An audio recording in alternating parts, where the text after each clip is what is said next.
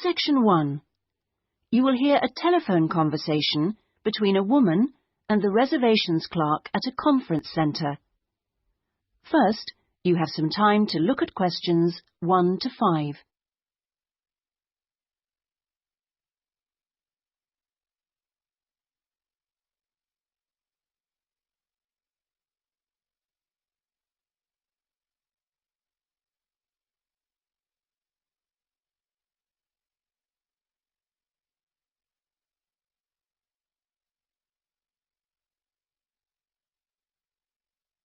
You will see that there is an example that has been done for you. On this occasion only, the conversation relating to this will be played first.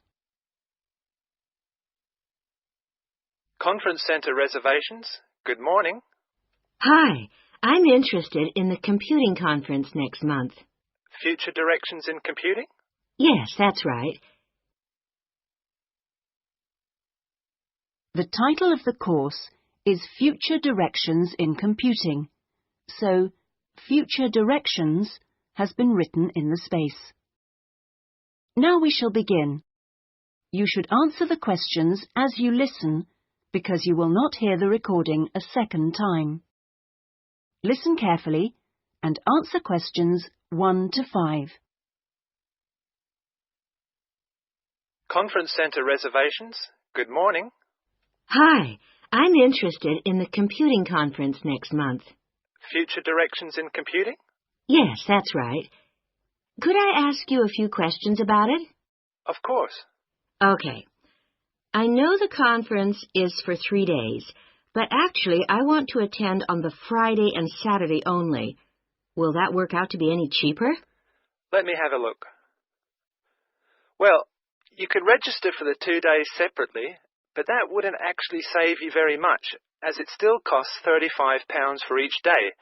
In fact, if you could register for the 3 days, you also get an invitation to a free dinner on the Saturday night, so that's probably the better option. Right, I'll do that. How much will the fees be in that case? It's £75. All right. I'd like to register for the full 3 days. Now, can I pay that by credit card? I'm afraid not. You'll have to send a cheque to us. Or you can pay at the conference office. Fine. So it's probably easiest if I pay by check. Now then, what else do I need to arrange? Right. How about accommodation? I guess that's not included in the price. No, I'm sorry, it's not. But we do have a few rooms available for delegates at the conference centre if you'd like. Those are very cheap, but if you're interested, you'll need to book soon because there's always a heavy demand for them. They are only £15 per night, but they are very basic, and you'd have to get your own breakfast because they don't provide you with that. But it's very convenient because it's in the same building as the conference rooms. Uh-huh. Or there's a very reasonable guest house, which is £25 per night, and I think that includes your breakfast. Is it close to the conference center? It would be about a 10-minute walk away from here. I see. That sounds quite reasonable. Before you hear the rest of the conversation, you have some time to look at questions 6 to 10.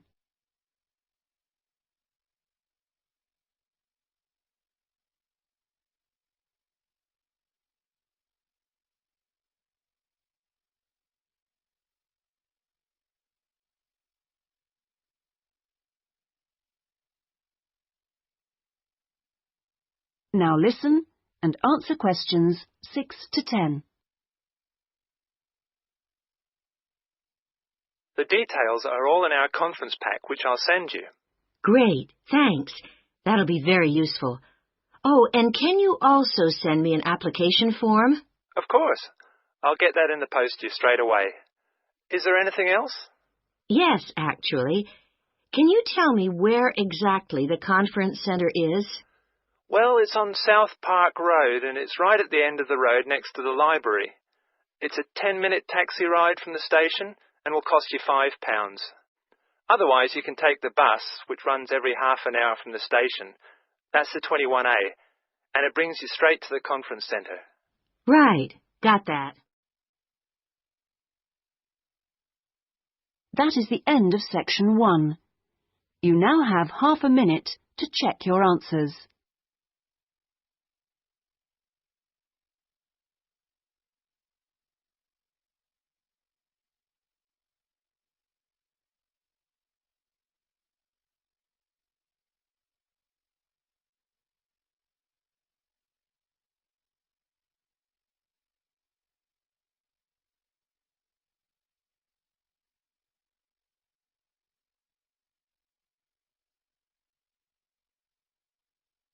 Now turn to section 2.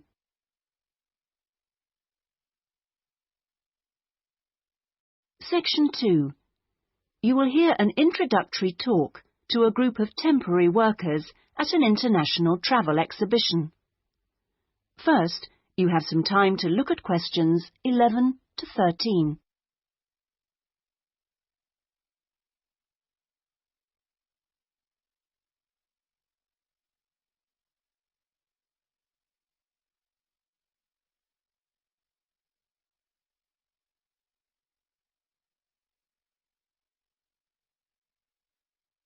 Now listen carefully and answer questions 11 to 13. Good morning and welcome everybody. I'm Jenny Stewart and I'm the staff manager here at the Exhibition Centre.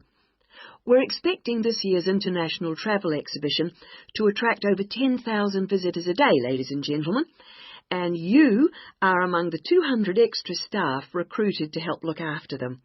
Now, to help things run smoothly, we have divided you into 4 teams: the blue team, the green team, the red team and the yellow team. So first, I'll explain how the teams are divided up, and then we'll be giving you colour-coded T-shirts so we can identify you more easily. First of all, those who will be looking after the phones and handling all calls regarding the exhibition, you will be on the red team. Now, we've also put the entrance staff on the red team, and you'll be stamping the entrance tickets and giving out publicity leaflets, okay? Those of you involved in distributing entrance tickets will be on the yellow team, and we've also put those of you who'll be staffing the information booths around the conference centre on the yellow team, so you'll be getting a yellow T-shirt.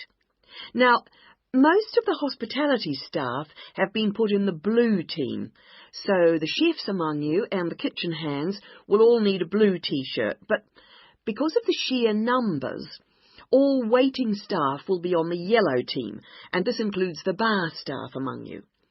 Those who will be monitoring and directing the traffic in the car parks are on the green team, so you'll need to get a green T-shirt. This year, we've also employed a considerable number of attendants to direct the human traffic around the conference centre. Now, you'll be working in the exhibition hall at all times, giving directions and generally helping people whenever you can. And you will be in the red team, so please collect a red T-shirt. Before you hear the rest of the talk, you have some time to look at questions 14 to 20.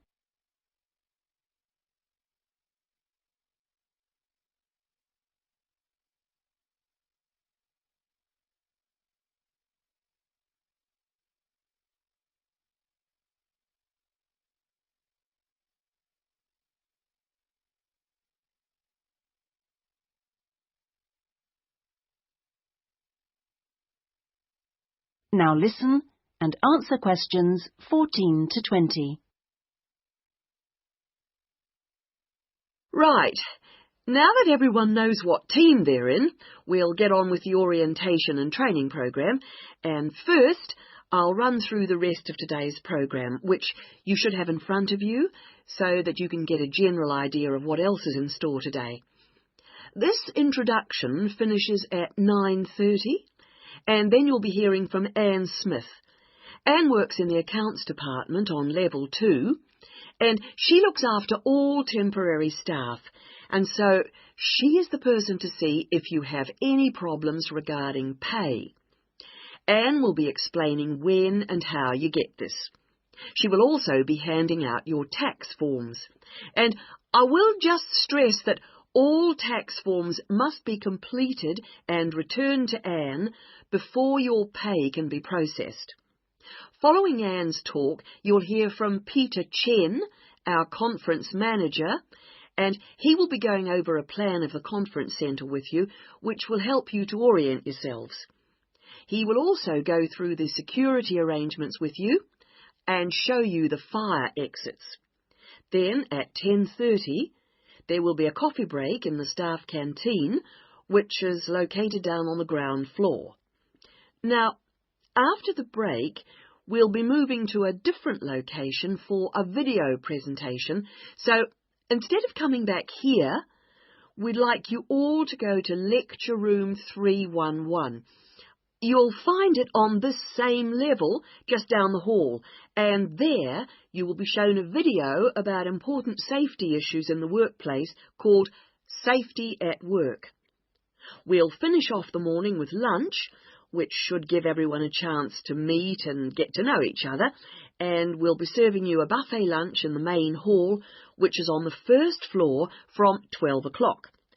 After lunch, you'll be divided up into your teams to meet your team leaders, and we're hoping to be all finished by 3, so I won't delay you any longer, and I'll hand over. That is the end of section 2. You now have half a minute to check your answers.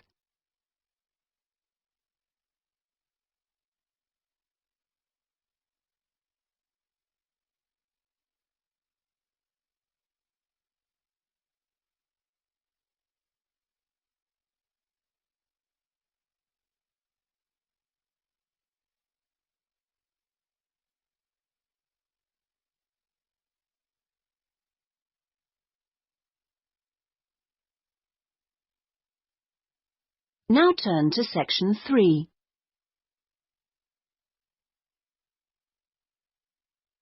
Section 3. You will hear a conversation between a librarian and an education student. First, you have some time to look at questions 21 to 27.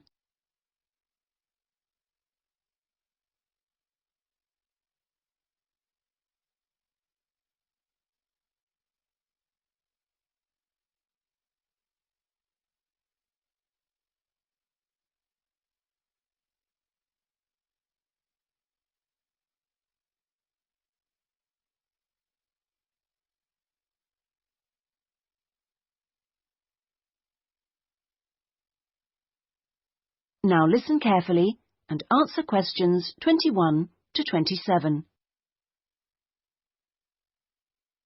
Good afternoon. Can I help you? Good afternoon. Yes, I've just transferred to the School of Education, and I'd like information about joining the library. Well, the School of Education has libraries on 2 sites, as I'm sure you know. This one here is the Fordham site, and the other is on Castle Road. And is there any difference between the 2 libraries? Not in terms of their facilities. Access to online databases and the internet is available at both sites, and each site has a range of reference materials on education. Oh, yes, I see. But the Castle Road site has books on the sociology of education and a collection of textbooks and teaching resources covering most of the subjects taught in secondary schools. Ah, right. But I'm training to be a primary teacher, so I need to look at materials for the 5 to 11 age group. Then you've come to the right place. At Fordham, we hold material relating to primary education, as well as special needs. But, of course, you'll need to familiarise yourself with both sites to make the most of our resources. You haven't mentioned periodicals. Are they held at both sites? Current issues, yes, but if you want to look at back issues, you'll need to use the CD-ROM databases, which are held here at Fordham. I see. Now, about borrowing books, I'm living out of town, so I'm hoping I can borrow quite a few items and cut down on the number of trips I have to make. Right, well, members can borrow 2 books at a time from each site. Only 2 books? Only 2 from each site, but that's 4 altogether. Oh, I see. And how long can I hang on to them for? The borrowing period is 1 month, but of course books can be renewed. You can renew any item a maximum of 3 times. Do I have to come to the library to do that? No, you can do it by telephone or email, but you can't renew overdue books this way, only before or on the due date stamped in the book. We'll need your full name, your borrower number, and the name of the site library you borrowed the items from. So, theoretically, I can borrow books for up to 3 months. Is that what you're saying? Yes, provided they're not recalled. So, what happens then? Well, sometimes an item is requested by another borrower, in which case we'd send you a letter, and you'd have to return the book within 7 working days. Don't forget we're closed on Sundays. Okay. Before you hear the rest of the conversation, you have some time to look at questions 28 to 30.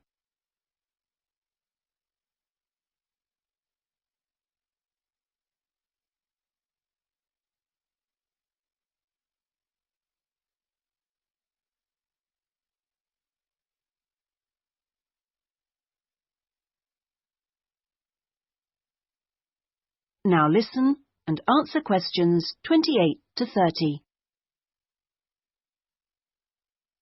I expect it'll take me a while to find what I need. There's such a lot here. Yes, there is. But if you need help getting started, this term we're running 3 study skills workshops. Oh? What are they on? Let me see. The first one's on resources. Yes, here it is. How to use the library's resources. That includes everything, not just the print and technical resources. That sounds useful. Is there anything on using the internet? Let's see. The one on the internet for beginners was last term. This term it's finding research materials online. That sounds interesting too. What's the last one? It's a workshop on dissertations. What do you mean? How to write one? No, it's more to do with academic writing conventions. You know, writing a bibliography and how to refer to sources in your text, that sort of thing. Anyway, here's a leaflet with information about all 3. Oh, thanks a lot. That'll be very useful. You're welcome. That is the end of section 3. You now have half a minute to check your answers.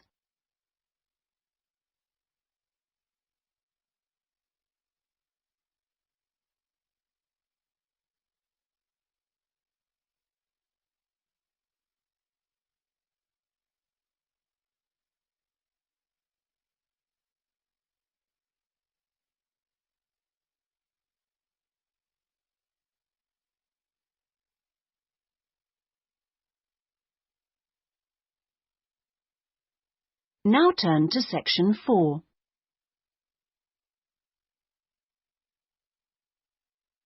Section 4. You will hear part of a lecture given by a conservationist on the subject of lions. First, you have some time to look at questions 31 to 40.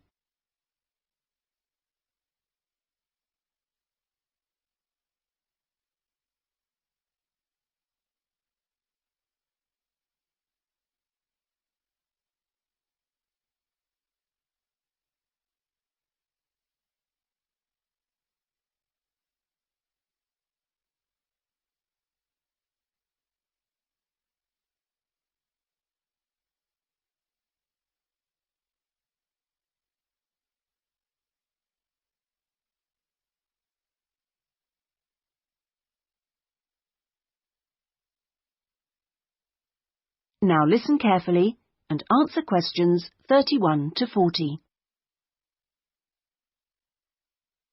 Well, most people think that lions only come from Africa. And you would be forgiven for thinking this because, in fact, most lions do come from Africa. But this hasn't always been the case. If we go back 10,000 years, we would find that there were lions roaming vast sections of the globe.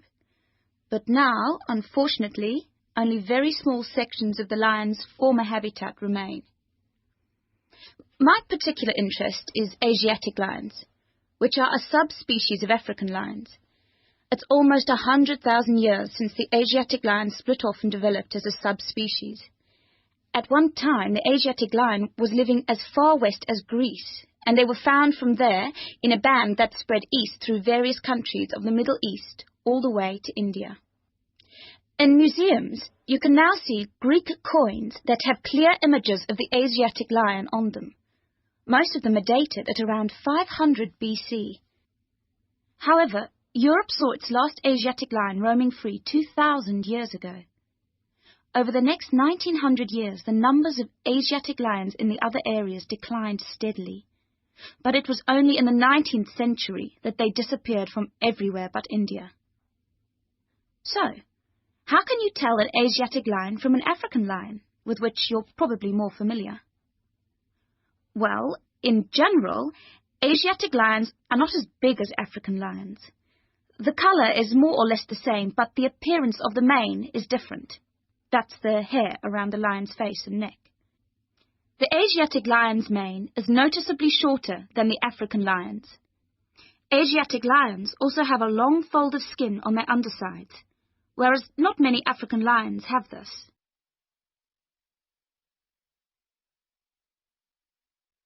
Well, I'd like to talk to you now about the Gir Sanctuary in India. That's where I've just come back from. The sanctuary was established specifically to protect the Asiatic lion. It's 1,450 square kilometres in area, and most of it is forest. There are now around 300 Asiatic lions in India, and almost all of them are in this sanctuary. But despite living in a sanctuary, which makes them safe from hunters, they still face a number of problems that threaten their survival. One of these is the ever-present danger of disease. This is what killed more than a third of Africa's Serengeti lions in 1994, and people are fearful that something similar could happen in the Gir Sanctuary and kill off many of the Asiatic lions there. India's lions are particularly vulnerable because they have a limited gene pool. The reason for this is interesting. It's because all of them are descended from a few dozen lions that were saved by a prince who took a particular interest in them. He was very wealthy, and he managed to protect them. Otherwise, they'd probably have died out completely. When you see the Asiatic lion in India, what you sense is enormous vitality. They're very impressive beasts, and you would never guess that they had this vulnerability when you look at them. The Asiatic lions don't have the Gir Sanctuary to themselves, I should add. They actually share it with about 2,000 farmers. A significant proportion of the lion's diet is made up of the livestock of these farmers, goats, chickens, and so on, as much as a third, in fact. And they've even been known to attack humans, especially in times of drought. One final piece of interesting information. In ancient India, one of the greatest tests of leadership for a man was to fight a lion. Now, it seems, in modern India, it will be a great test to see if the lion can be saved. I'm sure this is something that all of you will share concern for too. That is the end of section 4. You now have half a minute to check your answers.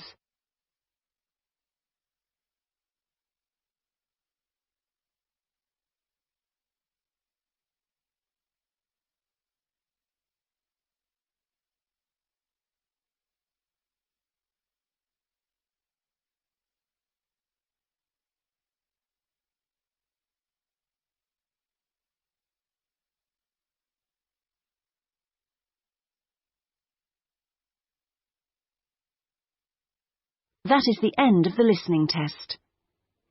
In the IELTS test, you would now have 10 minutes to transfer your answers to the listening answer sheet.